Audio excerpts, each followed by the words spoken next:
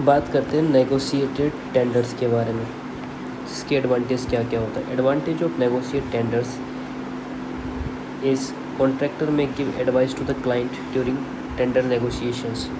सो tender negotiations tenders की definition क्या होती है? Direct negotiation between clients and selected contractors. तो इसको नेगोशिएट टेंडर बोलते हैं। इसके की फीचर्स क्या होते हैं? नो कम्पिटिटिव बिडिंग्स और नो टेंडर कंपटीशंस इसके अंदर होते हैं। तो पहला एडवांटेज क्या होता है?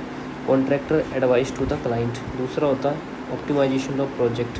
तीसरा होता है यूज ऑफ एक्सपीरियंस कॉन्ट्रैक्टर। तो पहला क्या है कि contractor advice to the client, contract provide expert suggestions and help improve project planning and lead to the better projects outcomes. दूसरा होता है ऑप्टिमाइजेशन ऑफ द प्रोजेक्ट। इससे क्या होता है कि कोलैबोरेटिव डिस्कशंस होते हैं, adjustment in designing and scopes होता है और बेटर एफिशिएंसी होती है। नेक्स्ट आता है यूज ऑफ एक्सपीरियंस्ड कॉन्ट्रैक्टर। तो ये क्या करते हैं? Selector contractors are trusted, often have good reputation and ensure quality and reliability. So इसकी जो non advantage important for MCQ क्या आता है कि cost of work always lower, तो not necessary, no competitions, applicable to the all contractor, only selected contractor involve होता है, ये नहीं होगा। Negligible conflict with the laws, ये भी नहीं होगा। मे फेस रेगुलेटरी कन्फ्लिक्ट और कंप्लेंट्स स्टिल रिक्वायर्ड। सो फाइनल अंडरस्टैंडिंग क्या होता है? इसका मेन बेनिफिट क्या होता है? Expert advice plus flexibility. Limitations का मतलब no competitive pricing and used when trust and experience matter more than competitions. Next बात करते हैं salvage value, scrap value, market value और बुक वैल्यूज़ के बारे में। ठीक है, तो value expert at the end of useful life after the depreciations, जिसे बोला जाता है साल्वेज वैल्यू। साल्वेज वैल्यू की डेफिनेशन समझते हैं हम। Value of asset at the end of utility periods without dismantling, this is called salvage value. इसके features क्या होते हैं? After full depreciations is considered. So importance की बात करते हैं, affect total depreciable amount. Next बात करते हैं स्क्रैप वैल्यू। इसकी डेफिनेशन होती है value after the dismantling the asset include scrap material like steel bars and brick etc। इसका नेचर होता है ऑब्टेन्ड आफ्टर ब्रेकिंग और डिसमेंटलिंग। नेक्स्ट बात करते हैं मार्केट वैल्यू। ये क्या होती है? इसकी डेफिनेशन होती है value of property if sold in the open market. ये डिपेंड्स करता है time, material cost, labour cost और डिमांड कंडीशन पर। किस किस चीज़ पे? टाइम पर, मटेरियल कॉस्ट, लेबर कॉस्ट और डिमांड कंडीशन पे। तो इसका जो नेचर आता है वो चेंज भी तो होता है मार्केट कंडीशन। सो अगर नेक्स्ट वैल्यू आती है बुक वैल्यू। इसकी डेफिनेशन क्या होती है? Value after depreciation is deducted. कब? वैल्यू किसके बाद? जब depreciation is deducted, that is called book value. इसका फॉर्मूला क्या होता है? Original cost minus depreciations. क्या कंडीशन होती है? After useful life book value equals to जो हो जाती है स्क्रैप वैल्यू के। तो फाइनल कंपैरिजन देख लेते हैं। जो साल्वेज वैल्यू होती है and value without dismantling, scrap value क्या होती है? आफ्टर डिसमेंटलिंग, मार्केट वैल्यू होती है selling price in market, book value क्या होती है? Cost after depreciation. अब बात करते हैं dry cement mortar proportional in brick work के अंदर। So determine approximate proportions of the dry cement mortar required for brick work with given assumptions. तो इसका करेक्ट आंसर दे रखा था 34.5%। इसमें कुछ डेटा दे रखा है तो वो सब देख लेते हैं। क्या निकालना है? Approximate proportion of dry cement. तो ब्रिक का जो साइज़ दे रखा है वो दे रखा है 19 × 9 सेंटीमीटर में। नंबर ऑफ ब्रिक जो दे रखा है वो दे रखा है 500 brick in 1 metre cube brick work के अंदर। वेट ऑफ मोटार अजम्पशन दे रखा है 1 मीटर क्यूब का जो वेट है वो 1.25 ड्राई मोटार के बराबर दे रखा है। एक्स्ट्रा अलाउंस दे रखा है 20% for frog feelings and wastage के लिए। तो स्टेप वाइज कैलकुलेशन करते हैं। इसकी जो वैल्यू वॉल्यूम ऑफ ब्रिक कितना हो जाएगा? सबसे पहले वॉल्यूम निकालना, तो अपन को मल्टीप्लाई करना है किससे? 500 इंटू 19 इंटू 0.09 इंटू 0.09, तो ये निकल के आएगा 0.77 मीटर क्यूब। ये हो गया वॉल्यूम ऑफ ब्रिक। अब निकालना वॉल्यूम ऑफ मोटार। तो मोटार कैसे निकालना है? माइनस कर देंगे इसको, तो 1 माइनस 0.77, तो ये निकल के आ जाएगा 0.23 मीटर क्यूब। अब कह रहा है वो 20% एक्स्ट्रा एड ऑन, तो इसको 0.23 को मल्टीप्लाई कर देंगे 1.20 से, क्योंकि 20% एक्स्ट्रा बता रहा है वो, तो ये हो जाएगा 0.276 metre cube for the bed mortar. अब करते हैं इसको कन्वर्ट इनटू ड्राई। तो हम पहले भी क्वेश्चन किया था, अगर इसको ड्राई से कन्वर्ट करना तो 1.25 से मल्टीप्लाई कर देते हैं, 26 इंटू 1.25, तो ड्राई मोटर आ जाएगा 0.345 मीटर क्यूब। अगर इसको परसेंटेज में कन्वर्ट करेंगे तो 34.5% हो जाएगा। तो key concept, brick volume reduce mortar requirement, extra percent of added to the principal losses, and dry volume greater than होता है बेड वॉल्यूम। ठीक है, तो सबसे पहले क्या निकालना था अपन को, proportion of dry cement motor. तो उसके लिए क्या करना पड़ेगा आपको, मोटार चाहिए होगा, देन 1 मीटर वॉल्यूम निकाल ली। उसके बाद में वॉल्यूम ऑफ मोटार निकालना था, तो टोटल वॉल्यूम में से ब्रिक की वैल्यू को माइनस कर दिया, तो अपने पास वॉल्यूम ऑफ मोटार निकल के आ गया। अब वो कह रहा है कि 20% एक्स्ट्रा ऐड करना है, किस चीज़ के लिए, फ्रॉक फिलिंग और वेस्टेज के लिए।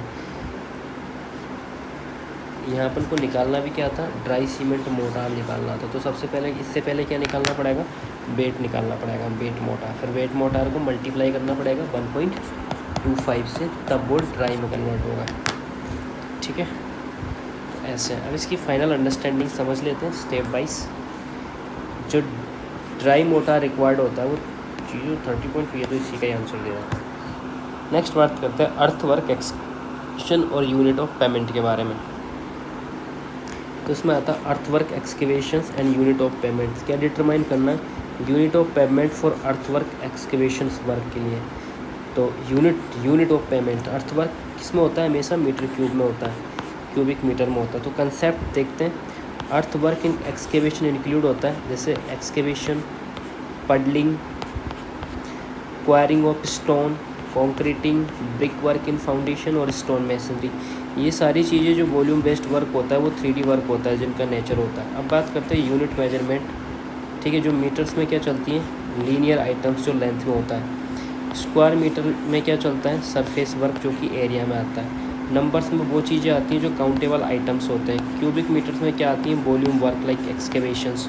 क्विंटल में क्या आता है, बेस्ड ऑन आइटम जैसे स्टील वगैरह हो जाती है। तो की लॉजिक्स क्या होता है, एक्सकेवेशन इन्वॉल्व क्या हो जाएगा, लेंथ, विड्थ और depth. So it measured in volume, therefore unit is equals to cubic metre. तो all earthwork excavation payments are based on the metre cube. Next value बात करते हैं असेस्ड वैल्यू या owner occupied properties के बारे में। Assessed value क्या होती है, what question ask, fill in the blank, value may be lower for the property if you are an owner occupant as an oppose to a landlord. इसे बोलता जाता है assessed value. Assessed value may be a lower for a property if you are an owner occupant as a oppose to the landlord. So assessed value का concept समझते हैं। क्या definition होती है, value determined by the property और assessment to calculate tax rate. ये based on होता है property size, square footage, conditions of the property and inspection findings. So key points क्या होता है, may be lower for owner occupants compare to the landlord. ये मुझे बिल्कुल समझ में नहीं आया, इसको और अच्छे से समझना पड़ेगा। बात करते हैं बुक वैल्यू, बिल्कुल also known as net book value होता है। इसकी डेफिनेशन होती है total estimate value for the share holders equity. इसका पर्पज होता है used when the company is liquidated. So conditions calculation क्या होती है, टोटल एसेट माइनस लायबिलिटीज़, इसको बुक वैल्यू बोला जाता है। साल्वेज वैल्यू क्या होती है, एस्टिमेशन वैल्यू जो asset at the end of useful life. इसका जो यूज होता है वो हेल्प होता है कैलकुलेशन ऑफ द डेप्रिसिएशन में, which is recorded in accounting books. Market value की बात करते हैं तो definition value of property at the given time in open market. ये डिमांड और सप्लाई पे डिपेंड्स होती है, इसका नेचर होता है चेंज विद द टाइम। तो असेस्ड वैल्यू क्या होती है, टैक्स पर्पज़ के लिए होती है। बुक वैल्यू क्या होती है, अकाउंटिंग या लिक्विडेशंस के लिए होती है। साल्वेज वैल्यू किसके लिए होती है, एंड लाइफ के लिए। मार्केट वैल्यू क्या होती है, ओपन मार्केट के लिए। तो ये जो बुक वैल्यू है ना, अकाउंटिंग या लिक्विडेशंस के लिए होता है। असेस्ड वैल्यू होती है टैक्स पर्पज़ के लिए होता है। नेक्स्ट बात करते हैं फॉर्म वर्क मेजरमेंट के बारे में। IAS 1200 पार्ट 4 1982 की बात चल रही है। So no deduction shall be made for opening up to 0.4 square metre तक कोई डिडक्शन नहीं होता है। ये क्वेश्चन कहीं आया था। बेसिक रूल्स ऑफ मेजरमेंट के बारे में बात करते हैं। फॉर्म वर्क जो मेजर होता है स्क्वायर मीटर स्क्वायर में होता है। मेजरमेंट जो होता है वो बेस्ड ऑन होता है actual surface in contact with concrete होता है। अब नो डिडक्शन रूल की बात करते हैं तो ओपनिंग कब तक 0.4 मीटर स्क्वायर तक कोई डिडक्शन नहीं होता है। ये यूज्ड होती है when slip form of technique is used. So measurement guidelines की अगर बात करें तो स्मॉल फीचर्स इसके अंदर इंक्लूडेड होते हैं like cantilever and brackets end of steps caps और ये बेस ऑफ कॉलम इसके अंदर होते हैं। अब बात करते हैं लाइनिंग ऑफ फॉर्म बॉक्स के बारे में। जो बाल बोर्ड या हार्ड बोर्ड होता है, पॉलीथीन सीट या पेपर लाइनिंग इसके अंदर होता है, मेजर्ड बाय द सेपरेटली होता है। अब बात करते हैं परमानेंट लाइनिंग के बारे में। जो परमानेंट लाइनिंग होती है बाल बोर्ड एस्बेस्टोस या कॉर्क स्लैब इसके अंदर होती है जो मेजर्ड की जाती है सेपरेटली। अब बात करते हैं डिस्क्रिप्शन जो इसके अंदर इंक्लूड होता है, फिक्सिंग टू द कॉन्क्रीट होता है। अब बात करते हैं स्पेशल शेप मेजरमेंट्स के बारे में, रैकिंग, सर्कुलर और राउंडेड एज इसके अंदर आते हैं। सो बात करते हैं मेजर्ड इन रनिंग मीटर्स के बारे में। तो जो मोल्डेड स्टॉपिंग्स होती हैं ये एनुमरेटेड होती है सेपरेटली। सो बीम फॉर्म वर्क रूल्स के बारे में बात करते हैं। ये सेकेंडरी बीम्स होती हैं, measured up to the side of the main beams होता है। So no deduction at interaction of the beam आता है। सो बीम साइड क्या होती है, measured up to the column sides. So column और एक्सटेंशंस जो जंक्शन होता है वो no deduction at the interaction होता है। क्या पढ़ लिया तूने, दोबारा पढ़ लिया एक बार। बीम वर्क जो बीम होता है फॉर्म बॉक्स रूल के लिए ये सेकेंडरी बीम होता है, measured up to the side of main beam तक होता है। No deduction at intersection of the beam तक, ठीक है। Beam sides measured up to the column side. Column या एक्सटेंशन जंक्शन आता है तो यहाँ पर कोई डिडक्शन नहीं होता, कहाँ तक, इंटरसेक्शन तक। फॉर्म वर्क होता है मतलब एरिया मेजरमेंट्स होता है। स्मॉल ओपनिंग कहाँ तक होती है, लेस देन 0.4 मीटर स्क्वायर, ये इग्नोर किया जाता है डिडक्शन। इंटरसेक्शन की बात करें तो यहाँ पर नो डिडक्शन होता है। स्पेशल शेप्स की बात करें लाइक रनिंग मीटर, ये सेपरेट मेजरमेंट इसके अंदर होता है। अब बात करते हैं वाटर चार्ज या पीटी आइटम के लिए। तो वाटर चार्ज और PT items lump sum percent check कर लेते हैं। While analysing the budget cost, water charge also added to the item required water. तो इसका 1% ऑफ द टोटल कॉस्ट होता है वाटर चार्ज। वाटर चार्ज का कंसेप्ट समझ लेते हैं। ये अप्लाइड होता है on item requiring water in construction. तो जनरल जो इसकी रेट होती है वो 1% ऑफ द टोटल कॉस्ट होती है। तो इसके अंदर इंक्लूड क्या होता है, analysis of rate, material plus labour. अब बात करते हैं कॉस्ट कंपोनेंट्स के बारे में, जो इसकी बेसिक अंडरस्टैंडिंग क्या होती है। मटेरियल कॉस्ट, लेबर कॉस्ट और एडिशनल चार्ज इसके अंदर आता है। तो वाटर चार्जेज होता है, ट्रांसपोर्टेशन, कॉन्ट्रैक्टर प्रॉफिट 10% इसके अंदर आता है। क्या क्या आता है, मटेरियल कॉस्ट, लेबर कॉस्ट और एडिशनल चार्ज। अब बात करते हैं पीटी आइटम्स के बारे में। तो उसमें lump sum percents of the project cost होती है। जैसे कंटिजेंसी कितनी आती है, 3 से 5% आती है। वर्क चार्ज एस्टेब्लिशमेंट कितना आता है, 1.5 से 2%, ये रट लेना भाई। टूल्स एंड प्लांट्स के लिए कितना आता है, 1 से 1.5%। डिपार्टमेंटल कॉस्ट आता है 10 से 15%। सैनिटरी एंड वाटर जो सप्लाई आता है वो आता है 8%। इलेक्ट्रिफिकेशन का चार्ज कितना आता है इसके अंदर, 8%। तो की कंसेप्ट क्या होता है, पीटी आइटम होते हैं वो नॉन कैलकुलेटेड होता है इन डिटेल्स के अंदर। तो हैंड क्या होगा, टोटल लमसम जो परसेंट होगा वो टोटल कॉस्ट के अंदर होगा। तो जो वाटर चार्ज होगा 1% होगा, पीटी आइटम्स होगा परसेंटेज बेस्ड ऑन द डिसमेंटेशंस होगा। Important for the quick cost estimation in the exam, so right it properly and read it properly.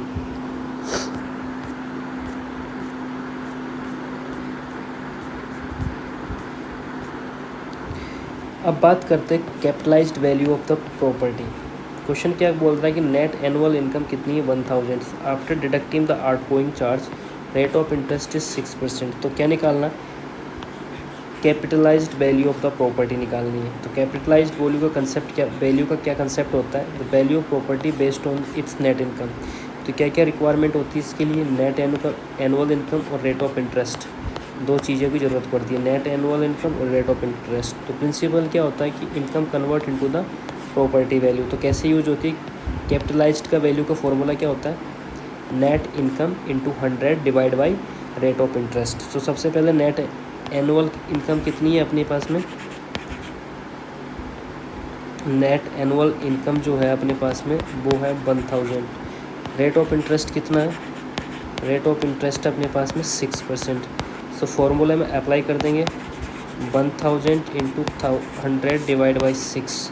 तो ये निकल के आ जाएगा 16 इंटू 60 67, ठीक है, ये वैल्यू निकल के आ जाएगी, ये कैपिटलाइज्ड वैल्यू है, कैपिटलाइज्ड वैल्यू। सो अगर हायर रेट ऑफ इंटरेस्ट होगा तो लोअर कैपिटलाइज्ड वैल्यू होगा, अगर लोअर रेट ऑफ इंटरेस्ट होगा तो हायर कैपिटलाइज्ड वैल्यू होगा। So net income must be after deducting all out goings. So final understandings क्या होगी, प्रॉपर्टी वैल्यू डिपेंड्स करती इनकम पर। Use simple formula like income into 100 divide by rate of interest which is very important for valuations of the numericals. अब बात करते हैं revise estimate, ये क्या होता है।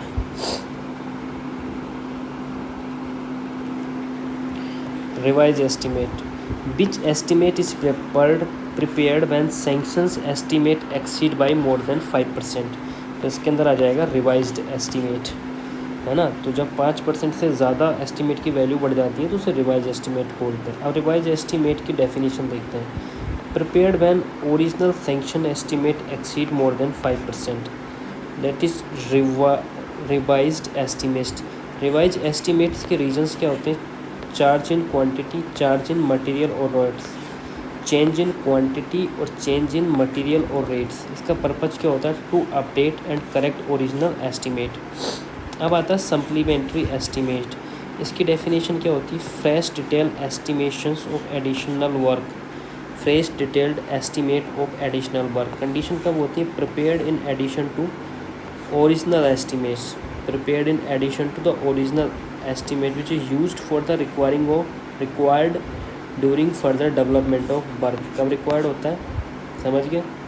तो की डिफरेंस देख लेते हैं। रिवाइज एस्टिमेट होता है when cost increase greater than 5% in same work, और supplementary estimate for additional work, for additional new work के लिए। तो फाइनल अंडरस्टैंडिंग इसकी समझ लेते हैं। If cost increase more than 5%, revised estimate. If extra work added, supplementary estimate. Both are used during project executions.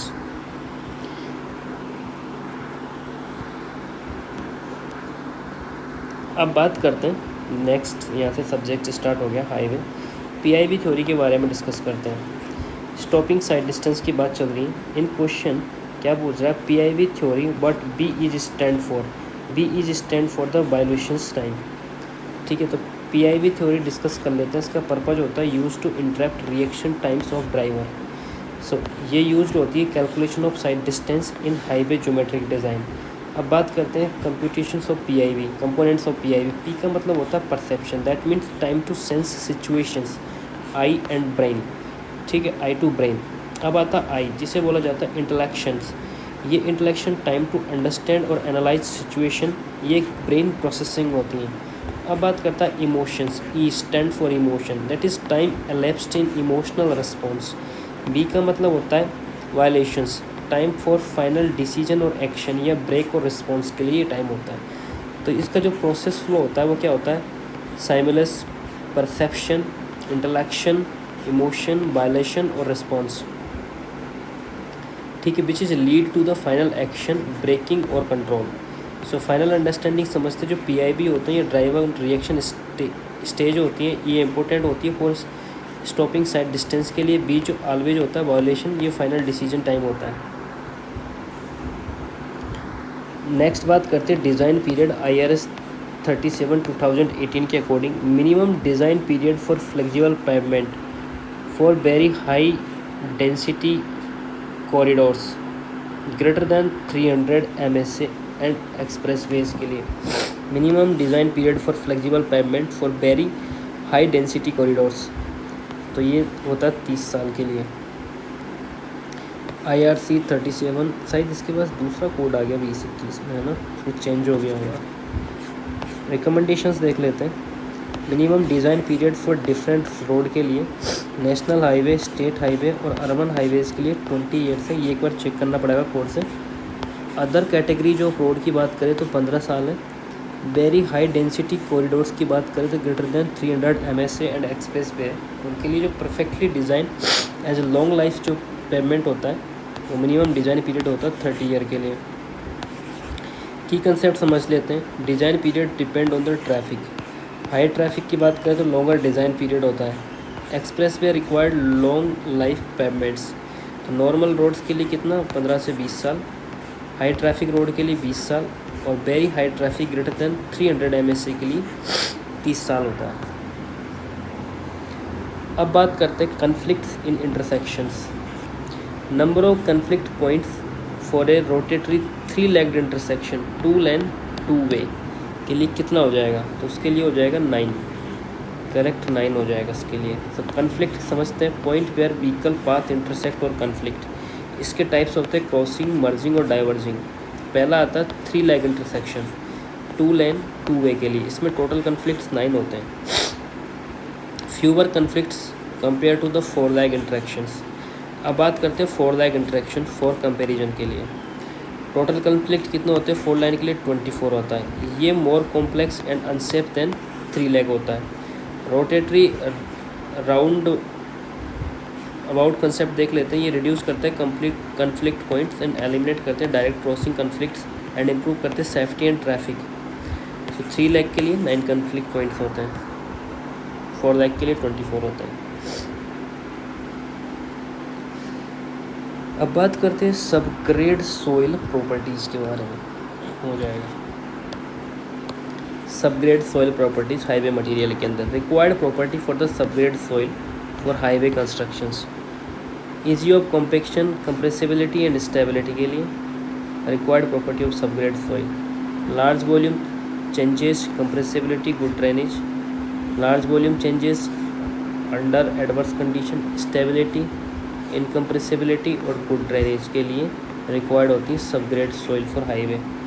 तो compaction नहीं होता, स्टेबिलिटी होती है, इनकम्प्रेसिबिलिटी होती है और गुड ड्रेनेज कंडीशंस होती हैं। तो सबग्रेड सोइल समझते हैं, इसकी डेफिनेशन क्या है।